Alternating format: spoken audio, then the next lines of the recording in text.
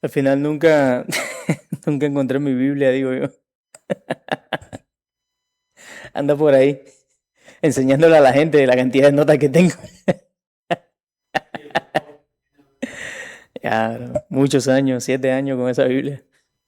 Ya, pero, pero no, primero yo. Ahí tengo mi reserva, como quiera que sea.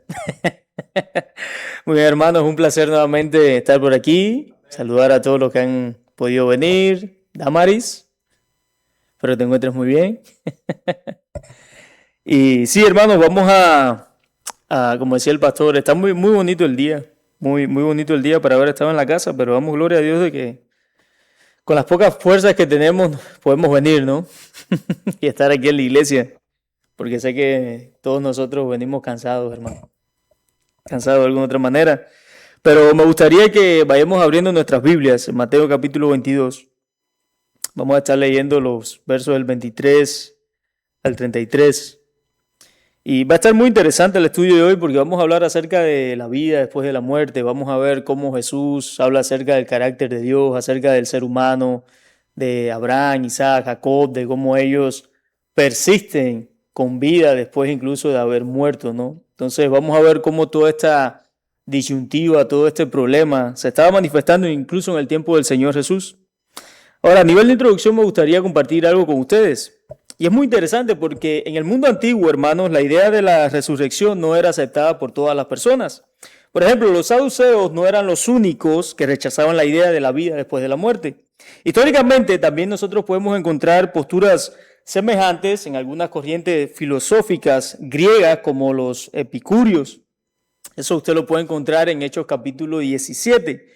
Cuando Pablo llega a Atenas y comienza a hablar acerca de Jesús, nosotros vemos que él empieza a hablar a las personas sobre la resurrección, pero que había unos que se oponían y decían, hey, ¿este qué es lo que dice? Y otros decían, oye, después vamos a venir a seguirte escuchando, ¿no? Entonces vemos de que los saduceos no eran los únicos que tenían una idea errada sobre la vida después de la muerte. Habían también otras corrientes filosóficas, aunque los saduceos eran más como religiosos, los epicúreos eran más filosóficos, ¿no?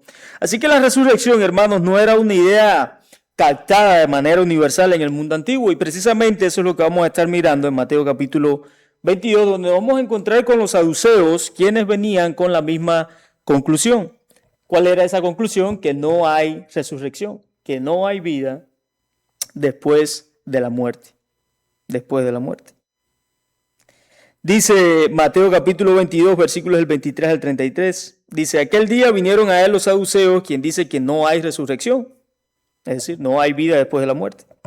Y le preguntaron, diciendo, maestro, Moisés dijo, si alguno muriere sin hijos, su hermano se casará con su mujer y levantará descendencia a su hermano. Hubo pues entre nosotros 7 hermanos. El primero se casó y murió, y no teniendo descendencia, dejó su mujer a su hermano, de la misma manera también el segundo, y el tercero, hasta el séptimo. Y después de todos murió también la mujer. En la resurrección, pues, ¿de cuál de los 7 será ella mujer, ya que todos la tuvieron? Entonces respondiendo Jesús les dijo, erráis ignorando las escrituras y el poder de Dios, porque en la resurrección ni se casarán ni se darán en casamiento, sino serán como los ángeles de Dios en el cielo. Pero respecto a la resurrección de los muertos, ¿no habéis leído lo que fue dicho por Dios cuando dijo, yo soy el Dios de Abraham, Isaac y de Jacob? Dios no es Dios de muertos, sino de vivos. Oyendo esto la gente se admiraba de su doctrina. Permítame, hermanos, antes de continuar, vamos a hacer una corta oración. Padre, te damos gracias nuevamente, gracias por permitirnos venir, Señor, y ciertamente, como decía el pastor, a pesar de que somos pocos, disfrutar, Señor, de la comunión entre hermanos, de haber alabado, Señor, tu santo nombre por medio de las canciones, de que nuestro corazón, Señor, fuera movido a la sensibilidad espiritual, a escuchar lo que tu Espíritu Santo quiere decirnos a partir de ahora, Señor. Agradezco por todos los que han podido venir, también por aquellos que no han podido, Señor, también por aquellos que miran a través de las redes sociales. Oramos para que este mensaje, Señor, penetre en nuestros corazones y que nos des alivio, Señor, a nuestras almas, descanso, que tu Espíritu Santo pueda hablar a nuestras vidas conforme a nuestras necesidades. En el nombre poderoso de Cristo Jesús te damos las gracias. Amén. Muy bien, hermanos, si seguimos ahí con la vista, dándole inicio al texto de hoy, nosotros podemos ver en el versículo 23 que los saduceos eran esta secta religiosa, como habíamos visto, ¿no? Dice el texto que vinieron a Jesús y la semana pasada habíamos visto que habían venido los herodianos, habían venido los fariseos, pero ahora no solamente eran esta gente, ahora también eran los saduceos. Ahora no solamente tenías el grupo religioso más famoso de aquella época, no tenías el poder político, por así decirlo, que dominaba en el templo, ahora también tienes otra secta más. Tienes otra secta más. Entonces vemos que en el versículo 23 vienen los saduceos, y luego en el 24, hermanos, vemos cómo los saduceos apelan a la ley de Moisés. Ellos le dijeron, Moisés dijo. Aquí específicamente el mandamiento que se estaba estableciendo era que si alguno moría sin hijos, su hermano debía casarse con su esposa. Están apelando a Deuteronomio capítulo 25, versículo 5. Mira lo que dice la ley. Dice, cuando hermanos habitaren juntos y muriera alguno de ellos y no tuviera hijo, la mujer del muerto no se casará fuera con hombre extraño. Su cuñado se llegará a ella y la tomará por su mujer y hará con ella parentesco de cuñado. Ahora, esto es bien interesante, hermanos, porque Ruth, nosotros podemos ver en el libro de Ruth, si bien vos no era hermano de uno de los hijos de Noemí, vos era pariente. Entonces, si bien la ley aquí no era exacta, también aplicaba a él. Y nosotros podemos ver en Ruth capítulo 4 de que vos es quien hace el papel del Goel, ¿no? El que redime, el que compra. Entonces nosotros podemos ver cómo los saduceos intentaron coger las escrituras y torcerlas de tal manera para hacerle una pregunta trampa a Jesús. Para hacerle una pregunta trampa a Jesús. En el versículo 25 al 27, hermanos, si usted mira ahí con la vista, nosotros podemos ver que los saduceos llevan el ejemplo al extremo. ¿Por qué? Bueno, porque primero presentan el caso de esta mujer y no solamente dicen, bueno, ni uno ni dos, ahora son 7. Bueno, ¿cómo es posible que una mujer pueda estar con 7 hombres uno detrás de otro? Porque nadie puede vivir tantos años.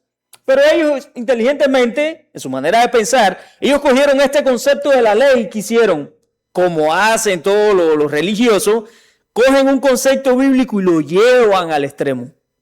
Lo llevan al extremo. No es una persona como decía Moisés, no, ahora son 7. Vamos a ver, te la vamos a poner difícil a ver qué es lo que vas a responder. Entonces nosotros podemos ver ahí en esos versículos que los saduceos precisamente llevan este ejemplo al extremo, esta enseñanza de la ley. En el verso 28, hermanos, nosotros podemos ver cómo ellos le preguntan, ¿de cuál de los 7 será mujer ella? ¿De cuál de los 7? Aquí no hay mucho que hablar. Lo que vamos a desarrollar más adelante en los siguientes versículos es el verdadero punto de toda esta prédica. Pero en el verso 28 ellos le preguntan, ¿de cuál de los 7? Y Jesús inteligentemente, siendo Dios, conociendo todas las cosas, siendo omnisciente, nosotros vemos que Jesús en el verso 29 les responde. Le responde que ellos se estaban equivocando. ¿Por qué? Porque erraban ignorando las escrituras y el poder de Dios. Y esto es muy interesante, hermanos, porque hoy en día muchas personas, podemos hablar de sectas religiosas. Por ejemplo, usted puede hablar de un unicitario, un unitario, un judaizante, uno de raíces hebreas, un testigo de Jehová, un mormón, etcétera, un musulmán, etcétera, etcétera, etcétera. Cuando nosotros vemos de que las personas intentan coger la escritura, si ellos no tienen la iluminación del Espíritu Santo, tarde o temprano la tienden a torcer. ¿Qué fue lo que hizo Satanás con Jesús cuando lo tentó en el desierto? Él conocía la Escritura, por supuesto, pero cogió la Escritura para torcerla y tratar de engañar a Jesús. Y eso es muy normal, es muy común hoy en día. A veces las personas quieren coger las Escrituras para torcerlas, y no estamos hablando de tener puntos de vista diferentes doctrinales, cosas secundarias, cosas terciarias. Pero sí cuando una persona que pertenece a una secta, hermanos, decide coger la Escritura para torcerla y engañar a los demás. Por ejemplo, yo he hablado mucho con los unicitarios. Los unicitarios creen que Jesucristo es Dios como nosotros. Pero a raíz de eso ellos cogen y le dicen a las personas, no, pero Jesucristo también es el Padre y Él es el Espíritu Santo. Y así sucesivamente. Y claro, muchas personas le creen, ¿pero por qué? Porque no estudian la Escritura. Pero en este caso vemos que el Señor Jesús les respondió diciendo que se equivocaban. ¿Por qué? Porque Él sí las conocía. Él sí la conocía. Y esto es muy importante porque para nosotros, hermanos, debería ser así. Yo creo que nosotros deberíamos conocer suficientemente la Escritura como para poder enfrentar o afrontar cualquier situación. Hermanos, cualquier situación, si usted va a hablar de alguien de teología, tiene que conocer la Escritura. Si usted está enfrentando una situación difícil, tiene que conocer la Escritura. Si usted va a exhortar a alguien, tiene que conocer la Escritura. Si no conocemos la Escritura, hermanos, dicen por ahí, nos podemos volver cristianos carnales. Débiles en la fe, niños, personas fluctuantes que van de aquí para allá, de allá para acá. Como decimos en Cuba, te levantas un día bien y el otro día con el moño virado. ¿Pero por qué? Porque no conocemos las Escrituras, hermanos. Pero Jesús, el Señor Jesús, aquí nos da el ejemplo y decía que sí. Debemos estar todo el tiempo preparados para enfrentar ese tipo de situación. Aquí la palabra ignorar, hermanos, significa, cuando Jesús le dice a ellos que ignoran lo que Moisés había dicho, significa no prestar atención a algo o a alguien. Es decir, no tomar en cuenta o actuar como si no existiera. O actuar como, es básicamente ignorar algo que está ahí, que es evidente, pero actuar como si no existiera, como si no estuviera. Como si no estuviera. Es decir, en un contexto bíblico, si decimos que alguien ignoró la verdad, eso significa que conocía o tuvo la oportunidad de conocer la verdad, pero decidió no hacerlo. Decidió no hacerlo. Les pongo un ejemplo. Cuando usted le predica a alguien el evangelio, o cuando usted habla de la Biblia con alguien, esa persona en ese momento tiene la oportunidad de conocer la verdad. Y esa persona se hace responsable en ese momento por aceptar o rechazar el conocer la verdad. Porque al final la verdad le pertenece a Dios y por medio del evangelio el Espíritu Santo se lo va a revelar. Pero la persona es responsable en ese momento de hacerlo. Y aquí los saduceos no eran la excepción, los fariseos no eran la excepción, los herodianos no eran la excepción. Ellos tenían aquí la oportunidad, tenían la verdad con pies y manos delante de ellos, hermanos. Y decidieron rechazarla. Decidieron rechazarla. Por ejemplo, ignorar una advertencia. Esto es literalmente ignorar la verdad. Ignorar una advertencia bíblica, es decir, no hacer caso de ella, eso es ignorar la verdad, hermanos. Ignorar una persona, alguien cuando está hablando, cuando hay un problema, etcétera, etcétera. Ignorar una persona es no prestarle atención deliberadamente.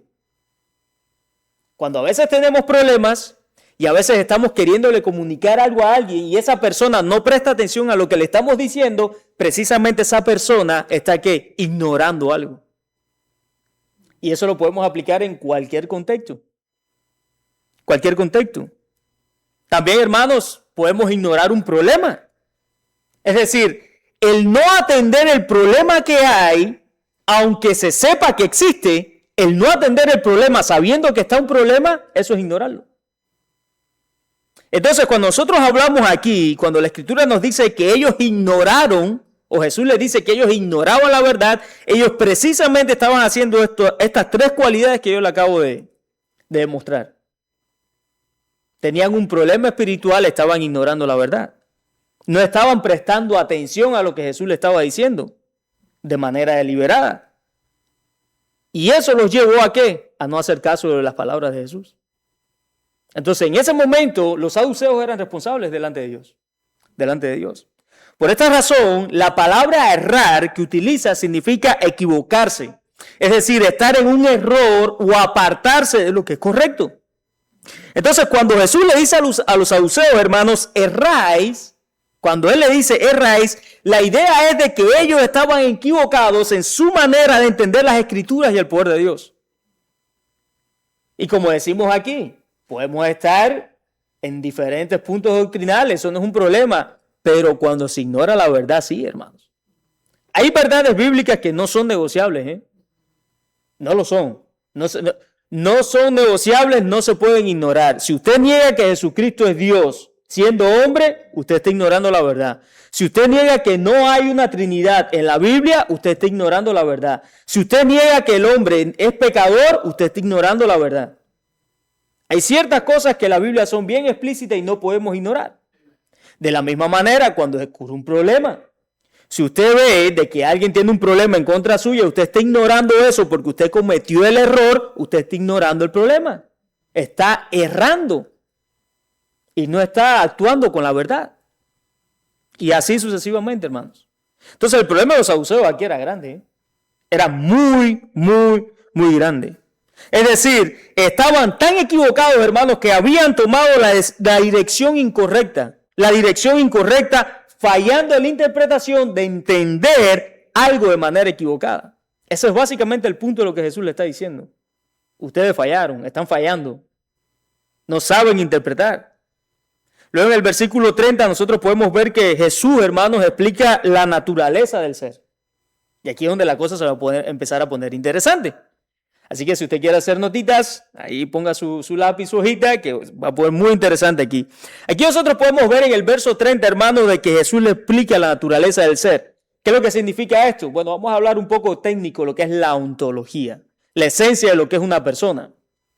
Ya sea que usted crea que la persona es tripartita, bipartita, alma, cuerpo y espíritu, o cuerpo y espíritu solamente, no importa cualquiera de las dos, al final la persona, en la postura que usted crea, va a ser humana, con un cuerpo y va a tener una esencia.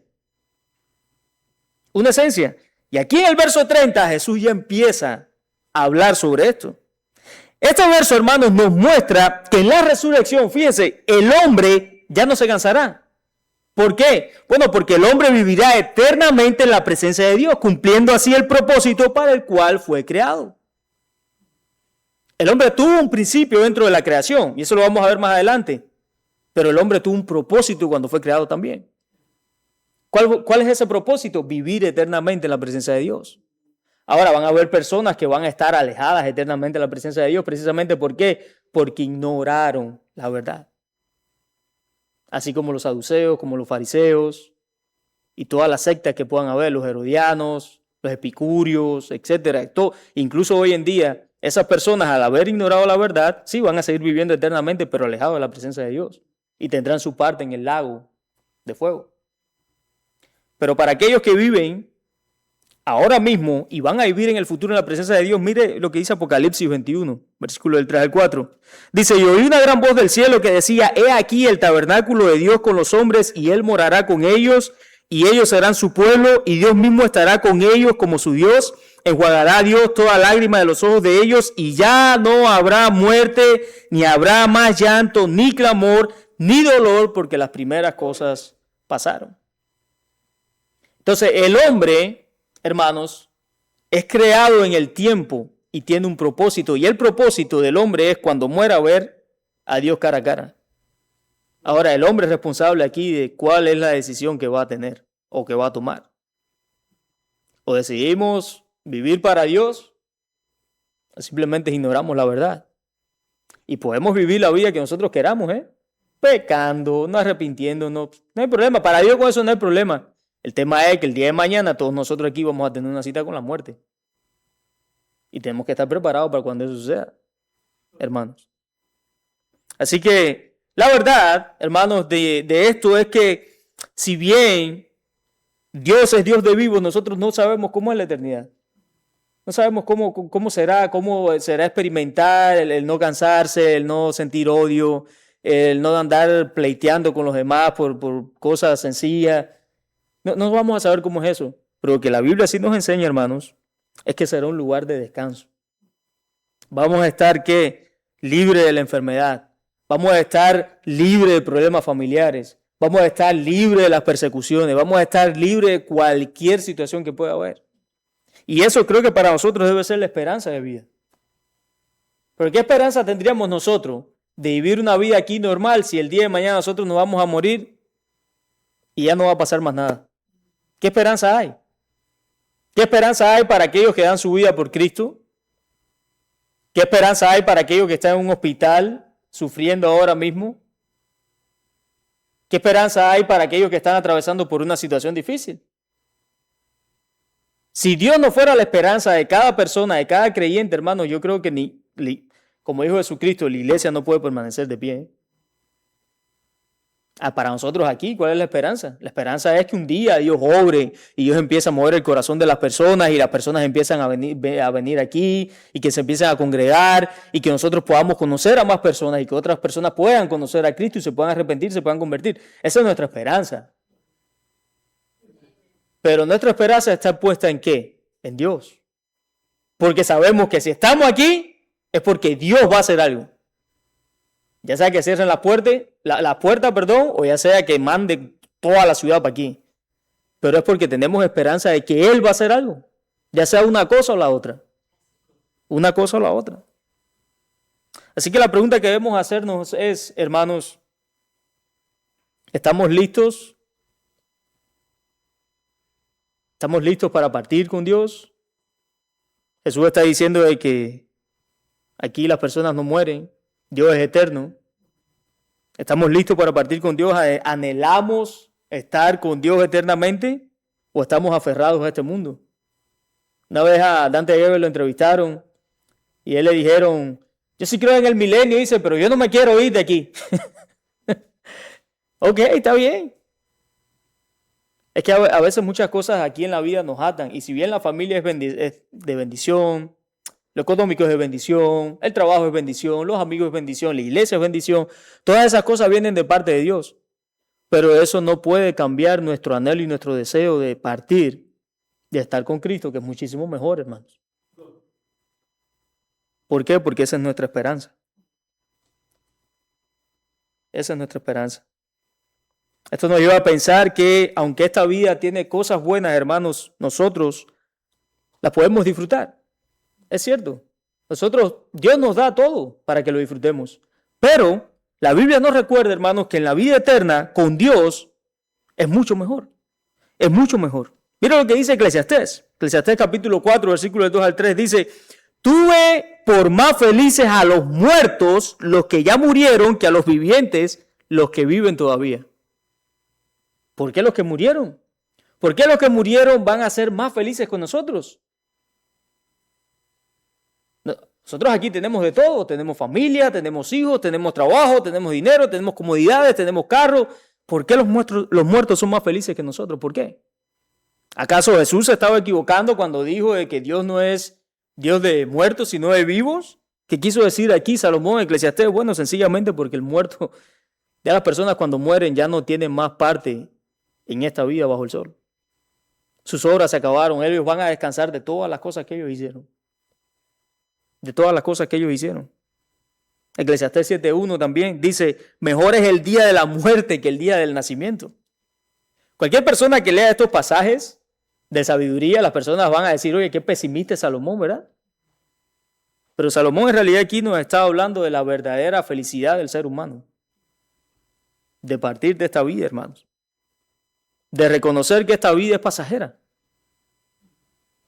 y que nosotros somos personas que vamos a seguir existiendo. Por eso Jesucristo tuvo que resucitar. Pero, si queremos un texto que exprese directamente lo que acabamos de ver en estos dos textos de Eclesiastés, Filipenses capítulo 1, versículo 23. Pablo mismo lo expresa y dice, teniendo deseo de partir y estar con Cristo, lo cual es muchísimo mejor. Es muchísimo mejor.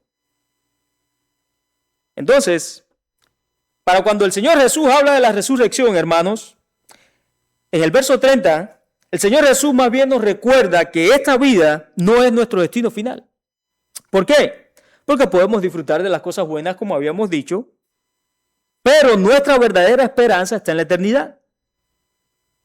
En la eternidad, donde estaremos para siempre en la presencia de Dios. En la presencia de Dios. En el versículo 31, hermanos, si seguimos con la vista, nosotros podemos ver también que el Señor Jesús pasa de hablar de la naturaleza de la resurrección a hablar de la eternidad del ser. De la eternidad del ser. Aquí nosotros podemos establecer dos cosas que son sustentadas bíblicamente y que son importantes para poder entender. Miren, la primera es entender qué significa que Dios es eterno y cuál es la naturaleza de la eternidad de Dios en este caso. Por ejemplo, el Salmo 92 nos dice lo siguiente, antes que naciesen los montes y se formasen la tierra y el mundo, dice, desde el siglo hasta el siglo, tú eres Dios. Tú eres Dios. Isaías 40, versículo 28 dice, ¿no has sabido, no has oído que el Dios eterno es Jehová, el cual creó los confines de la tierra? Dios, hermanos, al ser un ser eterno, Dios está exento del tiempo, del espacio y de la materia. Dios no necesita de nada. Él no necesita alimentarse, Él no necesita existir en el tiempo. ¿Por qué? Porque Él está fuera de todo eso. Entonces, si Dios es el autor y el origen de todas las cosas, Dios es eterno. Y si alguien que es eterno crea cosas, esas cosas tienen un inicio, pero no tienen un final. ¿Por qué? Porque pasan a ser sempiternas. Sempiternas. Como señaló el físico y astrónomo Arthur Eddington, hablando sobre Dios, dice, el comienzo de todas las cosas apunta hacia una realidad que está más allá del espacio y el tiempo. Refiriéndose a Dios. Refiriéndose a Dios. Si seguimos con la vista en el verso 32, nosotros podemos ver la otra cuestión, que es la que debemos abordar. Después del Señor Jesús hablar acerca de Dios, mostrando de que Dios verdaderamente es eterno en el contexto, nosotros podemos ver en el verso 32 que el Señor Jesús dice, yo soy el Dios de Abraham, el Dios de Isaac y el Dios de Jacob. Claramente, hermanos, esta frase está aludiendo a lo que Dios le dijo a Moisés en la zarza ardiente. ¿En dónde? En Éxodo capítulo 3, versículo 6, cuando le dice, yo soy el Dios de tu padre, Dios de Abraham, Dios de Isaac y Dios de Jacob. Sin embargo, en el texto, el Señor Jesús añade, Dios no es Dios de muertos, sino de vivos. Eso lo añade el Señor Jesús. Entonces, con esto, hermanos, Jesús está demostrando que Abraham, Isaac y Jacob, aunque habían muerto físicamente, seguían vivos delante de Dios. ¿Qué significa esto? Bueno, lo que esto significa es que la muerte física no significa que la existencia del ser humano se evapora, por así decirlo, o se desintegra, o termine. No, el hombre o el ser humano sigue existiendo. ¿Por qué? Pues como habíamos dicho, hermanos, el ser humano es sempiterno. Sempiterno significa que tiene un punto de inicio en la creación, pero que no tiene final. Les voy a poner un ejemplo. Daniel 12:2 dice, y muchos de los que duermen en el polvo de la tierra serán despertados, unos para vida eterna y otros para vergüenza y confusión perpetua. Aquí claramente Daniel nos está diciendo de que el hombre va a vivir eternamente. O vives en un lado o vives en el otro. O vives alejado de Dios eternamente, ardiendo en el lago de fuego, o vives en la presencia de Dios. Pero la Biblia es clara. Y Jesús, siendo Dios, Jesús está revelando al ser humano verdaderamente cuál es su destino final. ¿Cuál es su destino final? Dios no es Dios de muertos, sino Dios de vivos. De esta manera podemos distinguir tres cosas. Tres cosas. Dios es eterno, hermanos, porque no tiene principio ni fin. El hombre es sempiterno porque tiene un comienzo, pero su existencia continúa. Y el reino de Dios es sempiterno porque su dominio no tendrá fin, como dice Daniel capítulo 4, verso 34. Daniel dice que Dios es el que vive para siempre, cuyo dominio es sempiterno y su reino por todas las edades. Literalmente ahí se usa esa palabra. Significa que el reino de Dios tuvo un comienzo, pero no va a tener un final. Eso es lo que significa sempiterno. De manera que el ser humano, al ser a imagen y semejanza de Dios, tiene esta característica. Entonces, esto nos ayuda a entender, hermanos, que las palabras de Jesús cuando dice Dios no es Dios de muertos, sino Dios de vivos, Abraham, Isaac y Jacob tuvieron un comienzo en la historia, murieron físicamente, pero su existencia no terminó. Y vamos a ver algunas confesiones de ellos mismos, cómo en la misma escritura se nos muestra esta aspiración de ellos hacia algo eterno, hacia algo celestial. Por ejemplo, Jacob, al presentarse delante de Faraón, hermanos, en Génesis capítulo 47, versículo 9, habló de su vida diciendo, los días de los años de mi peregrinación, dice, son 130 años. 130 años. Aquí nosotros podemos ver que Jacob está describiendo su vida como un camino temporal en esta vida. Usted es peregrino, por ejemplo, supongamos si usted viaja a otro país, usted se le llama peregrino. Supongamos que usted va a ir a Cuba, pero antes de ir a Cuba pasa por, no sé, Jamaica. Un ejemplo. Usted es peregrino en Jamaica. ¿Por qué? Porque su destino no es Jamaica, es Cuba. De la misma manera sucede con Jacob. Jacob era peregrino porque su destino no era aquí en la tierra, sino en la presencia de Dios. Por eso era vivo delante de Dios, eternamente. Isaac, por ejemplo, también aparece como alguien que esperaba las promesas de Dios. Dice Hebreos 11:20, dice que por la fe bendijo Isaac a Jacob y Esaú. Dice respecto a cosas venideras. ¿Cuáles eran esas cosas venideras? ¿Acaso era la vida de él? No, pues él iba a morir. Pero las cosas venideras eran las cosas celestiales, las cosas espirituales. Porque él sabía que él iba a vivir. Él iba a vivir. Y en el caso de Abraham, hermanos, En el caso de Abraham, Jesús mismo, en Lucas capítulo 16, versículos del 22 al 25, lo presenta como alguien que está vivo. En la parábola del rico y Lázaro, nosotros vemos que Abraham aparece hablando y recibiendo a Lázaro después de la muerte. Además de eso, el Señor Jesús en Juan capítulo 8, versículo 56, dijo que Abraham vuestro padre se gozó de que había de ver mi día, lo vio y se gozó. ¿Cómo es posible que años, milenios atrás, Abraham ya estaba muerto? ¿Cómo es posible que él vio el día de Jesús y se gozó? Claro, porque Jesús sabía que Abraham estaba vivo. Abraham estaba vivo. Y si esta afirmación, hermanos, no fuera suficiente, también encontramos algo muy interesante en Mateo capítulo 8, versículo 11, que ya lo habíamos estudiado, pero vale la pena recalcar y refrescar un poquito la memoria. Nosotros podemos ver en Mateo 8, 11 que el Señor Jesús dice: vendrán muchos del oriente y del occidente y se sentarán ¿con quién? Con Abraham, Isaac y Jacob en el reino de los cielos. ¿Qué nos muestra esto? Bueno, esto nos muestra en realidad cómo personas que ya murieron están presentes en el reino de Dios. Están presentes en el reino de Dios. Entonces la realidad, hermanos, de la existencia de la vida después de la muerte, créalo o no, es verídica. Como dijo Blaise Pascal, un científico matemático, si tú lo quieres creer no hay problema. Pero como dice el americano, what if? ¿Qué tal si? ¿Qué tal si? Si es real. De cuando uno se muere, ciertamente hay un Dios ahí que te va a juzgar por todas las cosas que tú hiciste. Pero tenemos el testimonio de la Biblia y por fe de que esto es verdad. Nadie puede, absolutamente nadie, mostrar de que la vida existe después de la muerte. Hay testimonios por ahí de personas. No sé, el único que yo le creo es Jesucristo, por el testimonio y por Pablo que dijo que fue al tercer cielo y regresó, y por los apóstoles. De ahí en fuera, el que me salga a mí me diga, no, que yo fui con los 7 santos ahí al infierno y vi a Satanás castigando. No, yo no sé, yo eso no lo creo. Pero bueno, el punto es de que por el testimonio de la Escritura se nos dice eso, hermanos. Se nos dice precisamente la resurrección para nosotros es importante porque eso es lo que demuestra. Eso es lo que demuestra de que el Señor Jesús venció la muerte. De modo que cuando el Señor Jesús cita a estos patriarcas en Mateo 22, no está hablando de personas que dejaron de existir, hermanos. No está hablando de personas que dejaron de existir. Abraham, Isaac y Jacob tuvieron un comienzo, murieron físicamente, pero actualmente están viviendo en la presencia de Dios. No como los católicos que dicen que está San Pedro por allá, sentado en la puerta, esperando a que... No, yo te puedo asegurar que a lo mejor ellos están ahí conversando, no sé qué lo están haciendo, pero no creo que estén sentados en una puerta. No, hermanos. De que están vivos, están vivos. Y el versículo 33, si seguimos con la vista, dice que las personas se maravillaban de su doctrina. Dice que las personas se maravillaban de la doctrina de Jesús. Ahora, ¿por qué? Bueno, esto es importante, hermanos, porque el Señor Jesús deja claro que la muerte no es el final de la existencia. Imagínese usted, salga ahora usted a la calle y hable con alguien.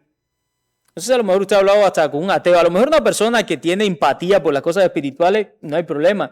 Pero cuando usted habla con un ateo, ese brother no le va a dejar ir una, Le va a decir, no, demuéstrame a ver si verdaderamente Dios existe. No, demuéstrame si la vida después de la muerte existe. Demuéstrame esto y demuéstrame aquello.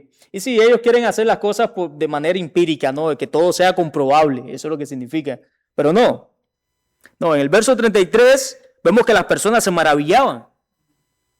Pero se maravillaban porque Jesús enseñaba con autoridad, no precisamente porque ellos lo creyeran. Porque para eso tenemos el testimonio de la resurrección, donde el mismo apóstol Pablo dice que después de la resurrección de Cristo se le presentó como a 500 personas. Y de hecho, cuando Jesucristo murió, dice que salieron, ¿qué? Los sepulcros. Y resucitaron. Entonces, eso es un hecho histórico, contundente. Pero van a haber personas que tú le platicas estas cosas y no te van a creer. Se van a maravillar, pero no te van a creer. Así como pasaba con los saduceos. Por eso esta enseñanza, hermanos, no debe quedarse solamente en un conocimiento bíblico. Debemos llevarnos a considerar nuestra propia vida y nuestra relación con Dios. No solamente leer lo que está escrito aquí y las personas que negaron lo que Jesús decía. Eso debemos aplicarlo también a nuestras vidas. Porque nosotros no sabemos, es decir, ciertamente aquellos que hemos creído, aquellos que hemos sido salvos, vamos a ir a la presencia de Dios, pero como siempre me gusta citar a R.C. Sproul, dice que todo el mundo va a estar sentado en la mesa del Cordero, pero no todos van a tener la copa llena a la misma medida. ¿Por qué? Porque al final del día, hermanos, nosotros vamos a tener que darle cuenta a Dios de todas las cosas que nosotros hicimos. De todo. Cómo usted trata a su compañero de trabajo, cómo usted trata a su hermano, cómo usted trata a su esposa, cómo la esposa trata al esposo, cómo nos tratamos entre todos aquí, etcétera, etcétera. Todo eso va a ser juzgado por Dios. Y si bien no nos vamos a condenar, vamos a perder recompensas. Entonces, lo que la Biblia básicamente nos dice es que debemos prepararnos, hermanos, porque la muerte es inminente. Eclesiastés 12:7 dice, y el polvo vuelve a la tierra como era, y el espíritu vuelve a Dios que lo dio. Eso está establecido, que el hombre muere una sola vez, y después de esto, ¿qué? El juicio. El juicio. Para obras de condenación y para ganar, ¿qué? Galardones también. Para aquellos que han sido salvos. Así que, hermanos, para concluir, me gustaría terminar con 3 puntos prácticos para compartir. Número 1, no vivamos aferrados a este mundo, No vivamos aferrados a este mundo. A mí me gusta citar mucho, no me lo sé de memoria porque es muy largo, es una carta, pero uno de los padres de la iglesia, de hecho creo que lo había citado aquí una vez en un sermón, donde esta persona, este padre de la iglesia, no recuerdo el nombre, esa sí se las debo, pero él dice que los cristianos se gozaban cuando alguien moría. Ellos se gozaban, lloraban, por supuesto, pero no lloraban por la pérdida de esa persona, sino que lloraban de alegría y se gozaban porque esa persona había pasado a un lugar mucho mejor. También decía que si un niño moría, ellos se gozaban incluso por la vida de ese niño. ¿Por qué? Porque sabían de que ese niño iba a estar en la presencia de Dios. Muchas veces nosotros nos aferramos a las cosas de aquí de la tierra, nos aferramos a la pareja, nos aferramos al trabajo, nos aferramos a los amigos, etcétera, etcétera. Pero en realidad nuestro aferramiento debe ser Dios, hermanos. Aquí nada en la vida, nada, la esposa no le va a dar la satisfacción que le va a dar usted, su amigo no le va a dar la satisfacción que le va a dar usted, el trabajo no le va a dar la satisfacción que le va a dar usted, pese a que son necesarios. Pero cuando nosotros nos aferramos, o la familia incluso, cuando nosotros nos aferramos a las cosas de Dios, hermanos, es mucho mejor. ¿Cuántos reformadores no murieron solos? Jonathan Edwards, George Whitefield. Y aún así quisieron, no, siguieron con lo que Dios le había llamado a hacer, pero estaban aferrados ¿a dónde? Arriba. Estaban aferrados a este mundo, hermanos. Y el escritor de Hebreo lo dice bien claro. Ellos aspiraban a algo mucho mejor, una ciudad celestial, el cual el arquitecto era Dios. Y creo que muchos de nosotros hoy en día debemos tener ese tipo de pensamiento, hermanos. Punto número 2. Preparémonos para compadecer delante de Dios. Debemos estar preparados, hermanos. Arrepiéntase de las cosas que debe arrepentirse. Redímase de todos los pecados que usted ha cometido. Como dice Pablo, siempre y cuando sea necesario, estén en paz los unos con los otros. Porque yo, sinceramente, yo no quisiera llegar a la presencia de Dios con mi conciencia sucia. Y no digo que voy a llegar de manera perfecta, porque ciertamente aquí ninguna persona cuando muera va a ser perfecto. Pero lo que la Biblia sí nos dice es tener una conciencia limpia y tranquila. Y para uno poder tener una conciencia limpia y tranquila, tu conciencia debe estar en paz, primero con Dios y luego después con los hombres. Con cualquier persona.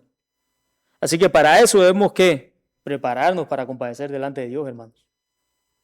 Debemos santificarnos, debemos buscar, ¿qué? La unidad. Debemos buscar el gozo. Es difícil, pero para eso estamos entre hermanos, ¿cierto? ¿Sí o no? Cuando uno está caído, el otro viene, te levanta y así sucesivamente. Hay alguien que le falta, no sé, una palabra de aliento y viene alguien más y te la da. Porque para eso es la iglesia, hermanos. Para eso es la iglesia. Y de esa manera, cuando usted se sienta bien y por medio de un mensaje o alguien más que pueda hablarle a usted a su vida, usted puede, ¿qué? Meditar, pensar y decir, ¿sabes qué? Sí es cierto. Voy a estar en paz con fulano. Voy a estar en paz con mengano. Y así mantengo mi conciencia tranquila. Y no me importa si la otra persona ya quiera estar en pelea conmigo todo el tiempo. Mi paz depende de Dios. y la limpieza de mi conciencia depende de Dios. Y cuando uno vive de esa manera, hermano, los problemas van a ser difíciles, pero uno los va a poder atravesar. Porque tienes una conciencia tranquila. y ya estás listo, vas a estar listo a cualquier momento para compadecer delante de Dios. Punto número 3 y último. Tenemos que vivir con la esperanza de la eternidad, hermanos. No podemos vivir como los saduceos, que no sabían si verdaderamente había resurrección o no. Fíjense, una de las doctrinas principales del cristianismo es esa, ¿eh? Si usted verdaderamente dice ser cristiano, usted tiene que creer en la resurrección. Si usted no cree en la resurrección, usted es un hereje. Es un hereje. Las personas, por ejemplo, hay personas que no creen, por así decirlo, de manera general, hay sectas, hay religiones que no creen que hay una resurrección. Creen lo que se le llama un aniquilacionismo. Son personas que cuando mueren dejan de existir, se desintegran. Como alguien una vez que dijo que Jesucristo, a los 3 días que él murió, no había existido. Fue con una persona que hablé. Me sorprendí muchísimo. Pero usted debe creer en la resurrección, hermanos. La muerte en realidad es básicamente, como siempre digo, es una puerta que se abre para entrar a la vida.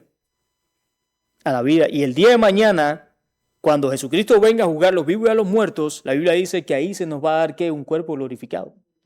Vamos a ser resucitados con Él. Ya hemos sido resucitados espiritualmente. Ahora solamente necesitamos la resurrección del cuerpo. Porque a pesar de que usted viva espiritualmente en Cristo, usted sigue teniendo su lucha. Usted se sigue poniendo enojón como el enanito ese gruñón de Blancanieves, usted sigue mintiendo, usted sigue haciendo esto, se arrepiente, le duele, porque sabe que le falló a Dios, no como antes, que antes uno pecaba y claro, uno decía, nah, a mí me... Ahora no, ahora es diferente porque ahora sabemos que le fallamos a Dios, pero aún así tenemos la lucha, estamos estudiando el libro de Romanos. Es una lucha diaria, hermanos. Es una lucha diaria, por eso nosotros anhelamos la resurrección. Por eso la resurrección para nosotros nos da esperanza. Yo no quiero vivir toda mi vida en este cuerpo de muerte, dice el apóstol Pablo. Tentado todo el tiempo por el pecado, tiene que andar uno como un caballo así, no sé. No, yo quiero ya vivir en libertad, quiero vivir en la eternidad, donde ya no tengo que andar llorando, no tengo que andar sintiendo dolor. No, hermanos, tranquilo. Y eso precisamente es lo que la resurrección nos da, esa esperanza de vida eterna. Así que meditemos, hermanos. Meditemos en estos 3 puntos y pensemos en tener una conciencia limpia y tranquila delante de Dios también, porque es muy importante. Es muy importante. A veces nosotros podemos venir con problemas aquí, pero como siempre digo, que los problemas no dependan de usted, que dependan de alguien más. Siempre y cuando no dependan de usted, usted puede venir cargado con problemas. Pero al final del día, como bien decía el hermano, al final es Dios quien te va, el Espíritu Santo quien va a curarte, quien va a darte alivio por medio de las alabanzas, por medio de la palabra, por medio de la exhortación. Pero procuremos y tratemos de mantener una conciencia limpia delante de Dios todo el tiempo. Amén. Vamos a orar. Padre, te damos gracias. Gracias por tu palabra. Gracias porque ciertamente tú eres el Dios de vivo, Señor. Por ti fueron creadas todas las cosas y ciertamente tú estás por encima de todo y todo está por debajo de ti. No hay nada que escape, Señor, a tu mirada, a tu poder. Oramos para que siga, Señor, obrando en nosotros, para que tu Santo Espíritu siga trabajando en nuestros corazones y, Señor, en medio de cualquier problema, cualquier circunstancia, situación, Señor, tú puedas confortar nuestra vida. Sigue creando y sembrando, Señor, ese anhelo de vida eterna. Reconocemos, Señor, que todo lo que tú nos has dado en esta vida ha sido para el bien y el beneficio de nosotros, sea bueno, sea malo. Pero por medio de tu palabra, Señor, nos ha dado a entender de que ciertamente hay una aspiración mucho mejor, lo cual es eterna. Donde vamos a vivir una vida, Señor, donde ya no vamos a estar pensando en si vamos a hacer esto, si vamos a querer hacer aquello, si te vamos a fallar. No, Señor, vamos a vivir una vida plena en tu presencia, libre del pecado. Ayúdanos, Señor, a entender esto. Y ayúdanos, Señor, también en aquellos momentos de debilidad, de sufrimiento, Señor, ayúdanos a recordar tu palabra. Porque como dijo el Señor Jesucristo, no solamente de pan vivirá el hombre, sino de todo lo que sale de la boca de Dios. Así oramos, Señor, para que tu palabra sea nuestro alimento diario y en medio de aquellos momentos, ya sea de felicidad o de tristeza, que tu palabra nos sustente. Por lo demás, Señor, estamos agradecidos de este tiempo. Gracias por aquellos que han podido venir y por aquellos que se han conectado, Señor, o aquellos que incluso van a ver esta predicación. Oramos para que lo sigas bendiciendo. En el nombre poderoso de Cristo Jesús, a quien damos toda la gloria y la honra pedimos estas cosas. Amén.